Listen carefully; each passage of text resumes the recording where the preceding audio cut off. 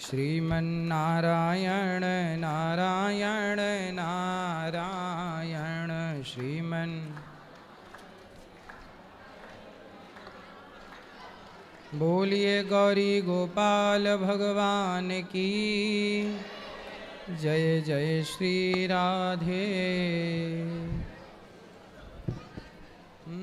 जिनका प्रश्न है सब लोग पहले बैठ जाओ और प्रश्नोत्तरी में सबका बहुत बहुत स्वागत है। शांति से बैठो और सुनो जी। गुरुजी राधे राधे। जी गुरुजी मेरा ये प्रश्न है कि एकादशी हर बार क्यों आती है? आप क्या चाहते हैं, ना आए? बताओ। नहीं भाई, हर बार संडे आता है कि नहीं? आता है। संडे से दिक्कत है आपको? नहीं। फिर एकादशी से क्यों दिक्कत है? नहीं, उसका कारण क्या है? जैसे संडे मंडे ये 7 दिन हैं, उसी तरह तिथियां भी 15 हैं, प्रतिपदा से लेकर अमावस्या तक। प्रतिपदा, द्वितीया, तृतीया, चतुर्थी, पंचमी, षष्ठी। 8 के बाद क्या आता है? 8 के बाद 9, 9 के बाद 10, 10 के बाद 11। हाँ, जैसे 10 के बाद 11 आएगा ही, उसी तरह 10वीं तिथि के बाद एकादशी तिथि आएगी ही। और महीने में 2 बार तिथि आएगी। जैसे महीने में 4 बार 3 बार संडे आ जाते हैं, आएंगे ही जाएंगे कहाँ, घूम फिर के आने ही आना। ऐसी तिथियां हैं ना बेटा, घूम फिर के वहीं आना है। और मेरा दूसरा प्रश्न यह है कि गौरी गोपाल गुरुकुल में मतलब कि कौन से क्लास के बच्चे को एडमिशन होता है? अभी तो पूरा पैक है। अगला जब गौरी गोपाल विद्यालय जो बन रहा है वो जब बन जाएगा तो कक्षा 1 से लेके 12वीं तक। राधे राधे गुरुजी। खड़े हो बेटा, खड़े हो जाओ। राधे राधे गुरुजी। जी बोलो। ठीक। गुरुजी राधे राधे। जी गुरुजी मेरे 2 प्रश्न हैं। पहला, एकादशी में सेंधा नमक खा सकते हैं? खा सकते हैं। और दूसरा, सीता माता रावण की बेटी कैसे थी? सीता माता किसकी बेटी? रावण। रावण की बेटी कैसे थी? सीता माता जनक जी की बेटी हैं, पृथ्वी से प्रकट हुई हैं तो पृथ्वी की बेटी हैं, पृथ्वी उनकी माता है। रावण की बेटी के बारे में केवल कई बातें हैं, कहीं ठोस प्रमाण नहीं है। जो कई बातें हैं वो इस तरह से हैं कि एक बार रावण ने संतों को मारकर एक घड़े में संतों का खून भर लिया और मंदोदरी को दे दिया कि संभाल के रखो। रात को मंदोदरी को लगी प्यास तो संतों का वह रक्त मंदोदरी पी गई। चूँकि संतों का वह रक्त था, तेज था, तो उससे मंदोदरी गर्भवती हो गई।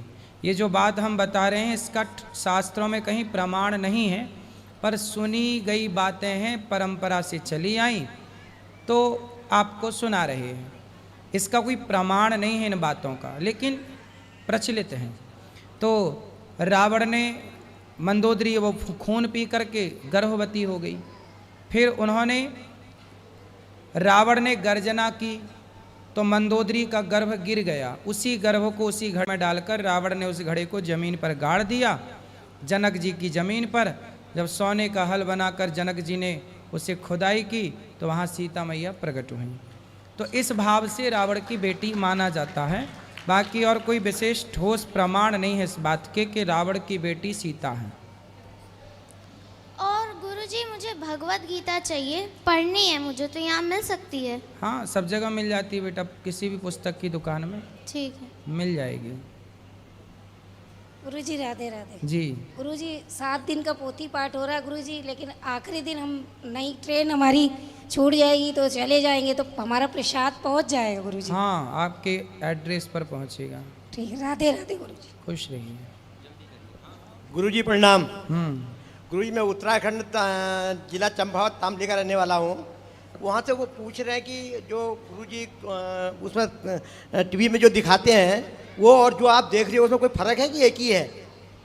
कि वो तो उसमें ब्रेक भी लेते हैं, तो तुम्हारी यहाँ ब्रेक लेते हैं तो क्या करते हैं? मेरा कोई जवाब नहीं था इसका। कहाँ से कौन सा ब्रेक? जैसे टीवी में ब्रेक लेते हैं ना। कहाँ ब्रेक आता है टीवी पर? जब टीवी 3 घंटे में- कथा चलती है तो कथा ही आती है। नहीं, ब्रेक आता जी।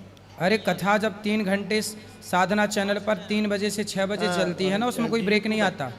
DD2 हैं? DD2 में जो आता है। हाँ, बाकी चैनलों पर तो ब्रेक करके वो ये रिकॉर्डिंग चलाते रहते अच्छा, हैं। DD2 लाइव जब चलती है उसमें ब्रेक नहीं नहीं, होता, DD2 में वो तो चलाते रहते हैं। ऐसा। और तो यही पूछ रहे थे जी तो वो बहुत, ये पूछ रहे थे कि ब्रेक लेते हैं तो उस समय क्या करते हैं? उस टाइम गुरुजी क्या करते हैं ये पूछ रहे थे। जब गुरुजी ब्रेक लेते हैं। अभी ये बताओ कि आप 3 घंटे यहाँ कथा सुनते हो ना?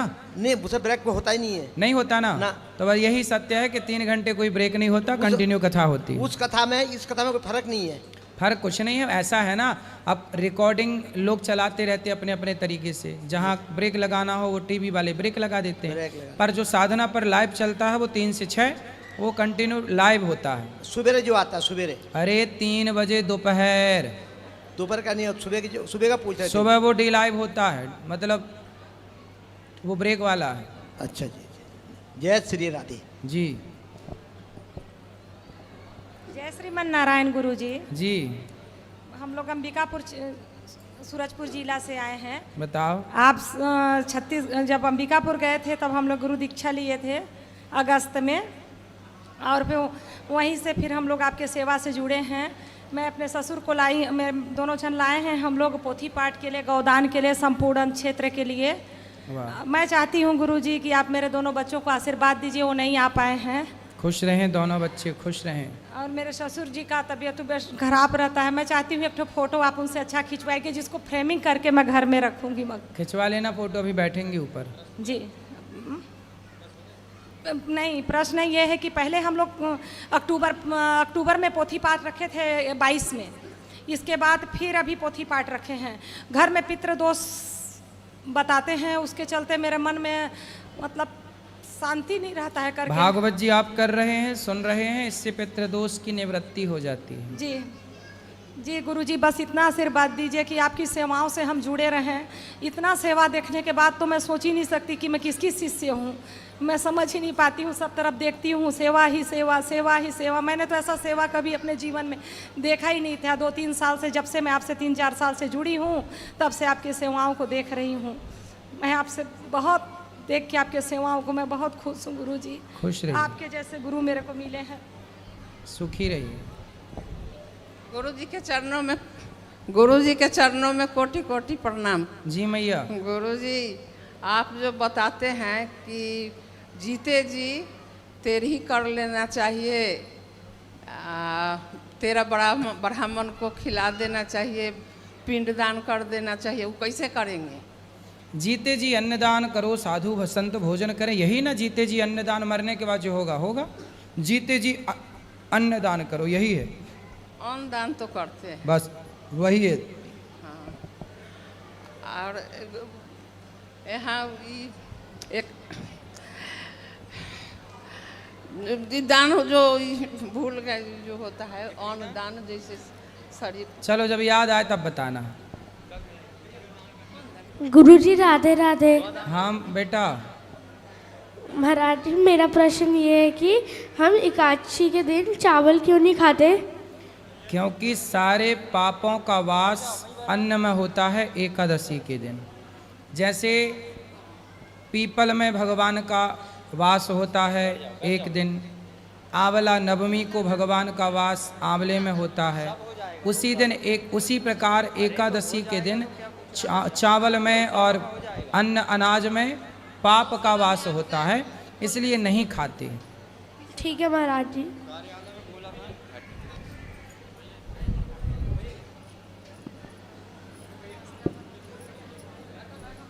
गुरु जी राधे राधे। जी। हम बचपन से ही बिना माँ बाप के सारी तकलीफ झेली है, और अब भी कोई मतलब सब तकलीफ जो है कम नहीं हो रही है। मतलब कि लाइफ में बहुत ज़्यादा तकलीफ हमने झेली है, और अब भी हर चीज़ झेल ही रहे, ख़त्म ही नहीं हो रही तकलीफ। मतलब जैसे लगता है कि ज़िंदगी में सिर्फ तकलीफ झेलने के लिए बड़े हुए हैं। क्या तकलीफ है आपको? जब छोटे थे 1 साल 1.5 साल के तो मम्मी ख़त्म हो गई थी। 5 साल के थे तो पापा को बड़े पापा की लड़की ने गोली मार दी थी। इसके बाद फिर 1 महीने बाद मेरे भाई को जहर दे दिया गया था और एक बड़ी बहन थी जिसको जहर दे दिया। अब हम 3 बहन हैं और मेरी शादी भी हो गई है। शादी के बाद पति का कोई सपोर्ट नहीं। पति की शादी होने के बाद भी अकेले लाइफ में हम स्ट्रगल कर रहे हैं। तो लाइफ में सिर्फ तकलीफ़ ख़त्म नहीं हो रही है, हम सोच रहे जो कि सबके साथ अच्छा करने के बावजूद भी अच्छा नहीं तो हो रहा। आपके भाई को बहन को जहर किसने दे दिया? हमारे चाचा और दादा ने मिलके, उन्होंने हमारी ज़मीन हड़पी, पापा को मारा, भाई को जहर दिया, मम्मी बचपन में ख़त्म हो गई और अब भी तकलीफ़ ख़त्म नहीं हो रही। तो अभी वो चाचा और ताऊ हैं? हाँ वो हैं, हमारी ज़मीन हड़प के रखी है और अब भी अब उनके यहाँ अगर हम जाए तो हमको जान से मार देंगे। हमारी ज़मीन कब्जा करके रखी है चाचा ने? चाचा, बड़े पापा। तो आप लोगों ने केस वेस नहीं किया? केस किया था, बहुत छोटे छोटे थे, 5 साल के थे, मतलब उस समय कोई समझ नहीं थी, उन्होंने बयान बदलवा दिया था और अब बड़े हुए हैं तो ज़मीन का केस वगैरह देख रहे हैं, लेकिन जो उनको बिगवाने जाओ तो वो उसको धमका देते हैं। अच्छा, कोई सपोर्ट नहीं करता? कोई भी नहीं सपोर्ट करता, कोई भी नहीं। हम 3 ही बहन हैं और तो एक दूसरे तीनों का बहनों का विवाह हो गया? नहीं, सिर्फ एक का हुआ है। तो विवाह आपका किसने करवाया? बड़ी सिस्टर ने। आपकी बहन का विवाह हो चुका? नहीं, उन्होंने नहीं किया क्योंकि वो बड़ी थी तो जिम्मेदारी तो थी, तो उन्होंने अभी मेरा। वो कहाँ हैं? अभी तो वो घर पे हैं। तो वही चाचा के पास? नहीं नहीं नहीं, हम लोग अपने यहाँ मतलब मौसी के यहाँ रहते हैं। तो बड़ी बहन ने आपका विवाह कर दिया और छोटी बहन भी विवाह के योग्य है? हाँ, छोटी भी वहाँ की है। तो बड़ी अपना नहीं करेगी ब्याह? बड़ी नहीं करेंगे क्योंकि वो हम लोग की जिम्मेदारी देख रही है। नहीं तो वो अपना भी, अब आपकी पूरी हो गई तो वो अपना भी कर ले ब्याह। हाँ मतलब वो करेंगी ही नहीं, वो मतलब उनको ऐसे ही, मतलब वो कह रहे हैं कि हम ऐसे ही रहेंगे जब हम। तो फिर आपका विवाह हुआ, पति हाँ। कहाँ है? कौन? पति? पति मेरे घर पे हैं। बैठो मेरी माँ, बैठो शांति से। पति घर पे हैं? हाँ। तो पति ध्यान नहीं रखते आपका? पति ध्यान क्या रखते हैं, पति का कोई सपोर्ट ही नहीं। मतलब पति जैसे एक मियाँ बीवी होते हैं तो उनका मतलब एक होता है कि अगर एक पहिया सही है, दोनों को मिल के चलना होता है। सबसे ज़्यादा एक केयर, रिस्पेक्ट, एक दूसरे को समझना, एक दूसरे के लिए साथ खड़े होना। अगर वो मतलब हर दुख सुख में साथ करना, प्रेगनेंसी लेके हर चीज़ में, तो वो किसी भी चीज़ में आज तक हमको सपोर्ट नहीं किया ना। मतलब 4 साल शादी को हो रहे, हमने उनको ईमानदारी से हर चीज़ दी, समझी, लेकिन उन्होंने कभी सपोर्ट नहीं किया। किस तरह का सपोर्ट चाहते हैं आप?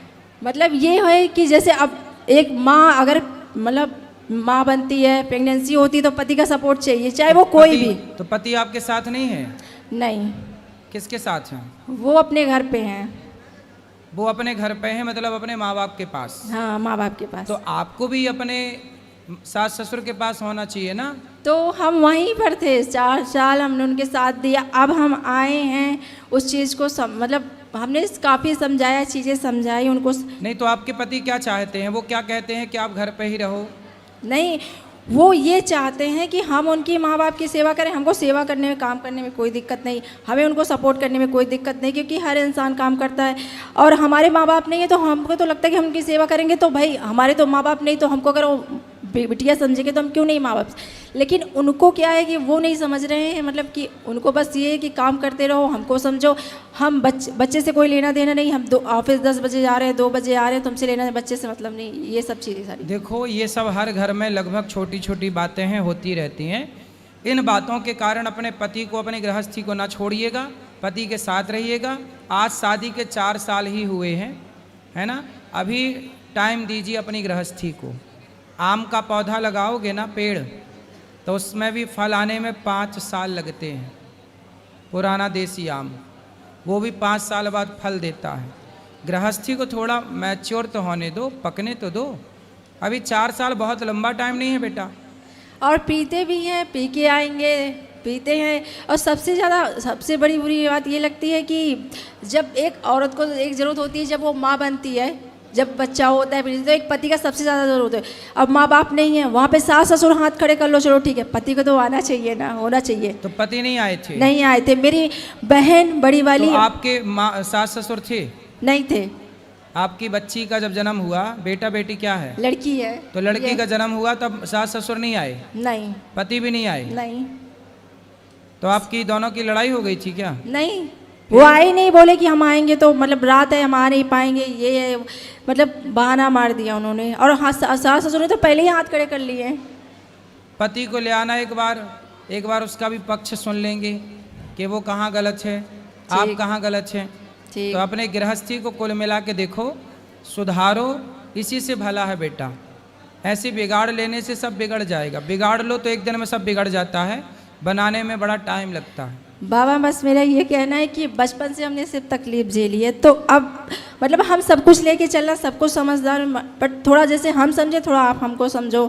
ये सही है, समझदारी से गृहस्थी चलती है। अपने पति को ले आना, हम समझाएंगे। ठीक है बाबा। ठीक है, उनको छोड़ना मत, ले आना, बात करेंगे, समझाएंगे। ठीक है। आदमी बुरा है तो सही भी तो हो सकता है ना, सही भी तो हो सकता है। यदि बच्चे मलमूत्र में भीगे हैं तो माँ साफ सुथरा भी तो कर देती है ना, धुल के। ऐसे ही है, हर व्यक्ति विचारों से गंदा हो जाता नहीं, है। वो कुछ करना ही नहीं चाहते हैं, उनको हमने बहुत समझाया है। और मतलब चलो हमें टाइम दो ना दो, बच्चे को तो टाइम दो। आप 2 बजे ऑफिस से आया, 3 बजे आ रहे हो, ये कोई टाइम नहीं। अब हमें टाइम मत दो, बच्चे को टाइम दो। बच्चे से तो प्यार होता है, चाहे आप हो, हमें कोई भी हो। होगा। क्या करता है पति आपका? अमेजोन में ऑफिस में काम जॉब करते हैं। ठीक है, पति है, काम करता बेचारा, काम भी तो करना जरूरी है ना गृहस्थी चलाने के लिए। काम थोड़ा करना उसकी भी बात समझो, आप भी अपनी समझाओ, दोनों प्रेम से रहो। बच्चे को टाइम देगा, क्यों नहीं देगा? अभी वो कितने साल का है लड़का, पति आपका? वो तो 30 साल। अभी इस उम्र में सत्संग की बहुत ज़रूरत पड़ती है। कैसे गृहस्थी चलानी होती है, अनुभव होता नहीं है, समझाना पड़ता है सत्संग के द्वारा। ले आना, हम समझाएंगे। ठीक है। ठीक। जी, राधे राधे गुरु जी। महाराज जी राधे राधे। जी आपके चरणों में कोटि कोटि प्रणाम। जी। महाराज जी आपसे हमारा कोई सवाल नहीं है, सवाल पूछना नहीं है। सिर्फ हम लोग 45 लोग लातूर ज़िले से महाराष्ट्र से चारधाम यात्रा को जा रहे हैं। सभी लोग आपका दर्शन करने के लिए, आप लोगों का, हम लोगों को आपका आशीर्वाद चाहिए। बस महाराज आशीर्वाद, हम लोगों को यात्रा सुख संपन्न हो सबको जाए। आशीर्वाद, सब खुश रहिए, धन्यवाद महाराज, धन्यवाद जी। सुखी रहिए। राधे राधे गुरु जी। हाँ जी। वैसे हम राजस्थान से पर गुजरात में रहते हैं ना, तो उसका अभी बोर्ड एग्ज़ाम का रिजल्ट आया ना, तो उसमें मैंने टॉप किया है। अब बस आपका आशीर्वाद चाहिए। वाह, अच्छा, ऐसी टॉप करते रहो, मन लगा के पढ़ते रहो। और ये छोटी बहन मेरी बात माताओं करना का चाहती दर्शन है कर गुरुजी। लेना, सब लोग ऊपर माताओं का प्रसादी पाके जाना। जी। श्री रामचंद्र कृपाल भजम हरण भव वय दारुरम नव कंज लोचल कंज मुख पर कंज पद कंजारुरम कंदर पे अकड़ित अमित चवे नवनी ननीन दशुंदर पत पीत पानव तरित लुच सुचि मी जनक सुत एरो पद वाह, दीन बहुत सुंदर। गणेश नवदैत्य वंशन कंदन। बढ़िया। गुरुजी खुश रहो। चलो। मैं गुल्लक लाई। वाह, सुंदर। खुश रहिए, खुश रहिए। और किसका प्रश्न है? इस तरफ ले आओ माइक। नमस्ते, राधे राधे महाराज जी। जी। महाराज जी मेरा प्रश्न ये है, मोक्ष क्या है, मोक्ष की स्थिति क्या है और मोक्ष का अनुभव क्या है? अगर एक बार हमें मोक्ष मिलता है तो दोबारा जन्म संभव है या नहीं? मोक्ष के बाद यदि आप चाहोगे तो भगवान आपको फिर भेज सकते हैं। मोक्ष व्यक्ति, मुक्त व्यक्ति आए जाए, मोक्ष वाला यही है। मोक्ष का मतलब है कि कभी भी जैसे आपका मोक्ष हो गया, अच्छा, तो भगवान से आप कहेंगे कि प्रभु मुझे फिर भेज दीजिए, तो भगवान अपने कार्य के लिए आपको यहाँ भेज सकते हैं कि जाओ आप धर्म का प्रचार करो, भक्ति का प्रचार करो। और फिर प्रचार करके, जैसे मीराबाई, सूरदास, ये सब मोक्ष वाले आए, प्रचार किए, चले गए। अच्छा, तो ठीक है। मोक्ष वाले ये हैं। अच्छा, मतलब मोक्ष के बाद दोबारा जन्म हो सकता है भगवान सेवा की- के लिए? अब जैसे समर्पण भगवान में बना रहे। अच्छा, अब जैसे संत हैं, भक्त हैं, ये कौन है? ये मोक्ष ऑलरेडी है इनका। हाँ, अच्छा। ये तो भक्ति का प्रचार करने आते हैं और अपना चले जाते हैं। अच्छा, ठीक है, धन्यवाद महाराज। जी। ईश्वर में मन लगाना ही मोक्ष है। जी। राधे राधे महाराज जी। हाँ जय मैया। श्रीमन नारायण। जय श्रीमन नारायण। मैं जोधपुर से आई हूँ महाराज जी, और जोधपुरी छापा लेके आई हूँ आपके लिए। तो मैं चाहती हूँ मेरा बाबू आपको पहनाए। पहना दो। अभी बनवा देते हैं। मेरी इच्छा थी महाराज जी, और महाराज जी मेरे बच्चों पे आपकी कृपा बनाई रखो, और हमारे ना 3 भाइयों का परिवार है, उन सब पे कृपा बनाई रखना कि हम सब खुश रहे महाराज जी। आ जाने दो छोरा, आ जाने दो बेटा, सुना करो प्रश्नोत्तरियां जी। 3 भाइयों का परिवार है, उन सब पे आपकी कृपा बनी रहे, सब आनंद में रहे महाराज जी। जी जी बिल्कुल, वाह अरे भैया जय बाबा, सही, खुश रहो महाराज जी, बच्चों को आशीर्वाद दो कि वो सफल हो जाए। बिल्कुल आशीर्वाद है। जय श्रीमन नारायण, जय श्री कृष्णा महाराज जी। जय श्री कृष्णा। इस तरफ ले आओ माइक, किसका प्रश्न है?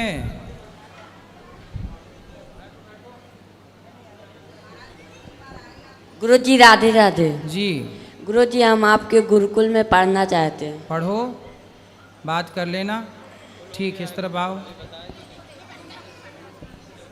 गुरुजी मेरे को भी इसको पढ़ाना है। ठीक है, राधे राधे। राधे गुरुजी। जी चलो यहाँ बात कर लो, इस तरफ सब बैठ जाओ। राधे राधे गुरुजी। जी जैसे कि आपने आज कहा था कथा में कि शिव जी ने पार्वती जी का त्याग कर दिया था, तो फिर जब वो सती माता जब जलने लगी थी तब शिव जी ने क्यों उठाया था पार्वती? वो तो देखो अपना धर्म पूरा कर रहे थे, कर्तव्य त्यागने का मतलब ये छोड़ी कि अब तुम्हें देखेंगे भी नहीं, ठीक है। राधे राधे। अलग त्याग की परिभाषा आपको समझनी पड़ेगी, वहाँ दो। गुरुजी राधे राधे। सब गुरुजी, बैठो। कुछ लोग ये कहते हैं कि स्वर्ग और नरक जो है ऊपर है, कुछ लोग कहते हैं कि नहीं, व्यक्ति यहीं पर जाता है देख के। यहाँ भी है वहाँ भी है, दोनों जगह है। कैसे सब? आपको कहाँ वाले में जाना है? यहाँ वाले में कि वहाँ वाले में? कहाँ पर है, कहाँ पर गुरुजी? सरकारी हॉस्पिटल जाना, जर्नल वार्ड चले जाना, वो आपको नर्क का डेमो मिल जाएगा। हॉस्पिटल क्या है? नर्क है गुरुजी। नर्क है। और आप हरे भरे पार्क में हैं, हरे भरे हरियाली के बीच में एक अच्छे घर में अच्छा खा पी रहे हैं, आपके आसपास बहुत सारे आपकी सेवा में खड़े हैं, ये स्वर्ग है। यहीं पर आपके पास पैसा है, आप स्वर्ग में हैं, आपके पास सब कुछ है, और आप बीमार पड़े हैं, टेंशन में हैं, आप नरक में हैं। ऐसे ही वहाँ भी है स्वर्ग और वहाँ भी है नरक। ठीक है गुरुजी, राधे राधे। सब लोग बैठे रहो, सब्र रखो।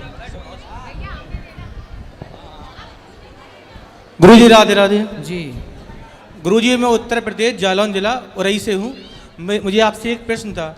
जैसे मेरे दादाजी का देहांत 5 साल पहले हो गया था, और वो नवरात्रि थी और उस दिन परवा था, उनका दहन हुआ था, तो आपसे ये पूछना है कि काफ़ी संतों से पूछा, काफ़ी गुरुजी से पूछा, उन्होंने ये कहा कि आप 9 देवी नहीं बना पाओगे। मेरी माँ 9 माता की बहुत भक्त हैं और वो 9 देवी व्रत रहती हैं, तो इसका थोड़ा हमें बता दीजिए आप। तो मनाओ ना नवरात्रि, क्या दिक्कत है? नहीं, कुछ संत ने कहा कि जिस दिन परवा हुई थी उस दिन देहांत हुआ, परवा में अग्नि दहन गई थी, तो उसके बाद उन्होंने ये कहा कि उस दिन आप नहीं बना पाओगे, 9 दिन आपकी खोटी हो गई हैं, या फिर ऐसा कहते हैं, पर ऐसा कोई प्रमाण नहीं है इस बात का। भाई मरेगा आदमी, किसी ना किसी दिन तो मरेगा, इसलिए कोई भी शुभ कार्य नहीं छोड़ना चाहिए। छोड़ना है तो क्या झूठ बोलना छोड़ा, छल करना छोड़ा, गलत काम करना छोड़ा? नहीं छोड़ा ना, नवरात्रि छोड़ के बैठ गए ना, क्या फ़ायदा है इससे? वही ये मान्यताएं गलत हैं, इन गलत परंपराओं को समाप्त करना है। जी गुरुजी। और गुरुजी, काफ़ी लोगों ने ये भी कहा कि जैसे आपके यहाँ कोई गाय के नीचे बछड़ा, या फिर उस दिन आपके यहाँ कोई लड़की या लड़का हो जाए तो आप बना सकते हैं। कहते ऐसा हैं, लेकिन इन बातों को भी प्रमाण नहीं है, मनमुखी बातें हैं, कुछ भी कह दो आप। इसीलिए गुरुजी आपसे पास आए थे, आपसे ये इसलिए कोई भी त्यौहार बंद ना करो। एकादशी, रामनवमी, जन्माष्टमी, नवरात्रि सब मनाओ, जी गुरुजी, धन्यवाद गुरुजी, चरण स्पर्श गुरुजी। ये पीली मैया को दो, आगे बैठी पीली मैया। सब बैठो भाई, सब्र रखो। गुरुजी राधे राधे। हाँ आपके चरणों में मेरा कोटि कोटि प्रणाम जी। मेरा प्रश्न ये है कि मेरा बहुत मन कर रहा था कि मैं भागवत करवाऊं, पोथी पाठ कराऊं, पर मेरा छोटा बेटा इतना आज्ञाकारी है, उन्होंने कह दिया था कि करा लो। तो ये बताओ मैं कब करा लूं? जब आपका मन हो अगली बार में करा लेना, 6 जून से। 6 जून से है, तो यही पूछना था मुझे। सही। गुरुदेव प्रणाम। गुरुदेव, हमारा एक प्रश्न ये है, जैसे मंत्र जप से शरीर मन शुद्ध हो जाता है, तो तन बहुत ज़्यादा अशुद्ध हो चुका है, जैसे कि बहुत सारे कर्म, बुरे कर्म हो गए हैं, वो कैसे शुद्ध हो? कोई भी पाप हो जी, भगवान की शरण में जाते ही अब वो गलतियां ना करना, अब वो पाप ना करना। भगवान की शरण में जाते ही व्यक्ति निष्पाप हो जाता है। आत्मसमर्पण कर दीजिए, सब सही होगा। जी गुरुदेव, भगवान एक और प्रश्न है, जैसे कि क्या एक ही गोत्र में शादियां हो सकती हैं? नहीं होंगी, यदि नहीं करें तो अच्छा है। जी जी, धन्यवाद।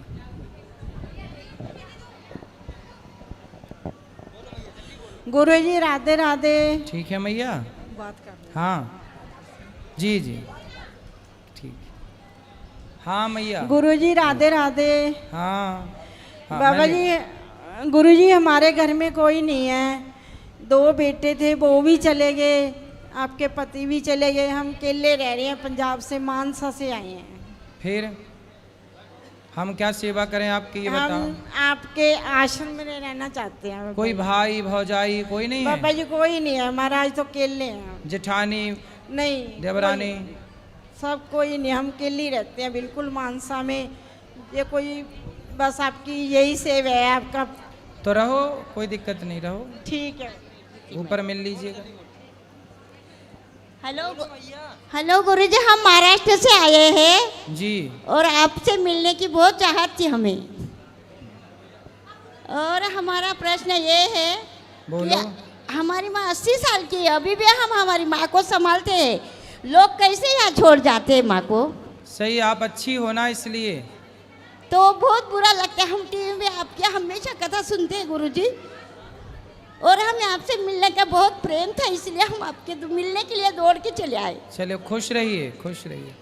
आप अच्छे हैं, भगवान आपको सुखी रखें। जय श्री कृष्णा गुरुजी। जी, मैं उदयपुर से आई हूँ, और मेरा एक क्वेश्चन है कि आज आपने कथा में एक चीज़ बताई थी कि जब कोई आदमी की डेथ हो जाती है तो उसकी जो आत्मा होती है वो उसकी ब्रेन में चली जाती है। तो जब हम 13 दिन तक दुखी हो रहे होते हैं, रो रहे होते हैं, तो क्या उन्हें वो चीज़ फील होती है, या उन्हें पता चलता है कि हाँ ये सब कुछ हो रहा है? वो सब कुछ देखते हैं, उन्हें वो कर कुछ नहीं सकते पर देख सकते हैं। तो वो जीव सब कुछ देखता है उन 13 दिनों तक। 12 दिन तक वो 12वीं करते हैं, 13वीं करते हैं अपन, तो जब तक उनकी आत्मा वहीं रहती है। 13वीं के बाद ही जब पूरा कार्य हो जाता है तब फिर वो आगे की यात्रा में प्रस्थान करते हैं। 12 दिन तक अपनों को देखते हैं, समझते हैं सभी क्या कर रहे हैं, क्या नहीं कर रहे हैं। बिल्कुल, वो ये देखते हैं कि हमारे बच्चे हमारे लिए क्या कर रहे हैं, क्या शुभ शुभ कार्य कर रहे हैं, क्या कर रहे हैं, क्या नहीं कर रहे हैं। धन्यवाद जी। महाराज जी राधे राधे, आपके श्री चरणों में मेरा कोटि कोटि प्रणाम जी। मैं जो प्रश्न आपके समक्ष प्रस्तुत करने जा रहा हूँ वो पहला और दूसरा प्रश्न तुलसी माला और तिलक धारण करने से संबंधित है। हमारे झारखंड के पूर्वी सिंहभूम जिले के पोटका प्रखंड अंतर्गत एक गांव है जिसका बड़ा ही सुंदर नाम है नारायणपुर। तो वहाँ के एक स्कूल में मैं गया था, तो वहाँ की प्रभारी प्रधान अध्यापिका महोदय जो है वो हमसे कहती है कि आप इतना दिखावा क्यों करते हैं। तो मैंने कहा कि दिखावा मतलब समझे नहीं, कृपया समझाइए। तो उन्होंने कहा कि पूजा पाठ तो हम लोग भी करते हैं, रोज़ पूजा पाठ करते हैं, लेकिन आपके जैसे तिलक और तुलसी माला धारण करके हम लोग दिखावा करते नहीं करते, इस तरह से हम लोग नहीं घूमते। और आप तुलसी माला और तिलक धारण करके घूमते हैं, मतलब ये दिखावा करते हैं कि आप पूजा पाठ करते हैं। तो उनसे पूछना कि जो मुसलमान टोपी लगाते हैं तो क्या वो दिखावा करते हैं?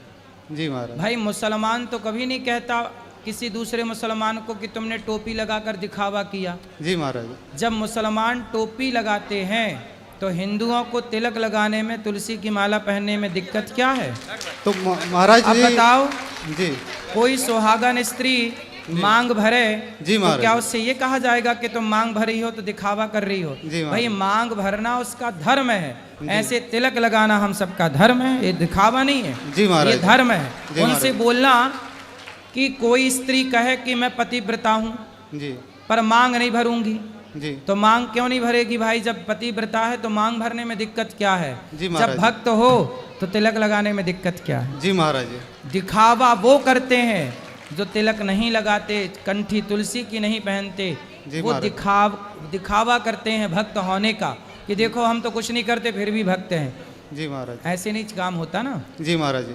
तो फिर उन्होंने मैंने उनसे कहा कि आप तिलक और तुलसी माला का हमारे शास्त्रों में बड़ा ही महत्व है, आप किसी जानकार से जानकारी ले लीजिएगा। और दूसरी बात यह है कि यह हमारे गुरुदेव का आदेश है, तो इसीलिए हम धारण करते हैं। तो उन्होंने फिर कहा कि आप समाज से अलग, एक समाज से विरुद्ध एक कार्य कर रहे हैं, तो आपके माता पिता को अच्छा लगता है? मतलब उनका मानसिकता इस तरह से है कि मुझे बहुत ही बुरा लगा। इसलिए नहीं कि उन्होंने मुझसे ये कहा, इसलिए कि शिक्षक मतलब होता है समाज निर्माता। नहीं तो वो हिंदू है कोई और है? वो हिंदू है, बिहारी है। हाँ। एक मैडम है। तो मुझे बुरा इसलिए लगा कि वो शिक्षक है, मतलब एक समाज निर्माता के पद पर स्थापित है। अगर हम आज हमारे ज्ञान प्राप्त करने के कई साधन। आजकल कुछ शिक्षक जी आजकल कुछ शिक्षक ही बच्चों को भड़का करके सनातन धर्म के खिलाफ। अब देखो जितने भी हमारे देश में जी क्रिश्चियनों के स्कूल हैं, जी महाराज जी। उन स्कूलों में अधिकांश अंडा खाने के फायदे बताए जा रहे हैं। जी महाराज जी। मांस खाने के फायदे बता रहे हैं। जी महाराज जी। तिलक लगा के जाए कोई बच्चा तो उसे रोक दिया जा रहा है। जी महाराज जी। अब ये कुल मिला के षड्यंत्र ही तो है। जी आजकल समस्या क्या हो गई, पहले पढ़ाने वाला जो होता था ना, गुरु होता था, जी महाराज कोई जी। ब्राह्मण होता था जी। जो मांस नहीं खाता था। जी आज पढ़ाने वाले जितने टीचर हैं जी उसमें से 80% शिक्षक खुद मांसाहारी हैं जी और महाराज जी। शराबी हैं। वो जी। आपके बच्चों को क्या शिक्षा देंगे? जी महाराज जी। आज समस्या इस देश की यही है कि आपके बच्चों को मार्ग दिखा कौन रहा है? वो जो स्वयं मार्ग भटके हैं। जी महाराज जी। समस्या ये है। जी महाराज जी। और दूसरा प्रश्न ये है महाराज जी कि किसी ने कहा है कि कुछ पाने के लिए कुछ खोना पड़ता है, मतलब कुछ विशेष चीज़ को प्राप्त करने के लिए हमें कुछ चीज़ों का त्याग करना पड़ता है। जैसे कि इस प्रश्नोत्तर में भाग लेने के लिए मैंने अपने रिजर्वेशन टिकट कैंसिल कर दिया। तो ऐसा है कि कुछ लोग कुछ बिना खोए ही सब कुछ पा लेना चाहते हैं। जैसे कि तुलसी माला और तिलक धारण करने के कई फायदे हैं, लेकिन कुछ लोग चाहते हैं कि वो फ़ायदा भी मिले हमें और हम सारा जो अशुद्ध चीज़ें हैं उन सबको भी ग्रहण करें, खाए, जो जिसको नहीं खाना चाहिए, जैसे कि मांस मछली हो गया। तो उन लोगों के प्रति क्या मतलब आप अपना निवेदन है कि आप अपना मत प्रस्तुत करें। जैसे कि कुछ लोग कहते हैं कि मैंने तुलसी माला धारण करने के बाद मांस खाना छोड़ दिया लेकिन मछली खाते हैं। कुछ लोग कहते हैं कि हमारे गुरुदेव ने तुलसी माला धारण कराते वक्त कुछ भी खाने को वर्जित नहीं किया, मना नहीं किया है। जबकि मैंने खुद सुना है कि उन्हीं गुरुदेव ने कहा है कि आप तुलसी माला धारण करके भी अगर कुछ अशुद्ध चीज़ खाते हैं तो जो पाप लगेगा, आप नहीं धारण करके खाते हैं तो भी वही पाप लगेगा। देखो, धारण करो तुलसी की माला या मत करो जी, पर मांस तो किसी भी स्थिति में नहीं खाना चाहिए। क्योंकि मांस में आप किसी की हत्या करते हैं अपने स्वाद के लिए। जी महाराज जी। और अपना पेट भरने के लिए किसी की हत्या करना कहीं से कहीं तक ये सही नहीं ठहराया जा सकता। जी महाराज जी। और महाराज जी, मेरा तीसरा प्रश्न है कि कुछ ज्ञानियों ने कहा है कि शास्त्र के अनुसार जो कर्म है वही धर्म है और शास्त्र विरुद्ध जो कर्म है वो अधर्म है। सही है। लेकिन हमारे गांव के कुछ पंडितों का कहना है कि बंगाली में वो कहते हैं कि पूथी पढ़ले की बुद्धि होए। इसका तात्पर्य है कि शास्त्र पढ़ने से क्या बुद्धि होता है। और कुछ तो ऐसा भी कहते हैं कि अगर हम शास्त्रों का अनुसरण करने लग जाए फिर तो हमें गेरुआ वस्त्र पहनना पड़ जाएगा। मतलब उनका तात्पर्य है कि शास्त्र साधु संतों महात्माओं के लिए ही है, गृहस्थों के लिए नहीं है। तो मेरा निवेदन है कि इस पर आप अपना मत। इसलिए पूरी दुनिया में हिंदुओं का एक भी देश नहीं है और मुसलमानों के वामन देश हैं 52। क्यों?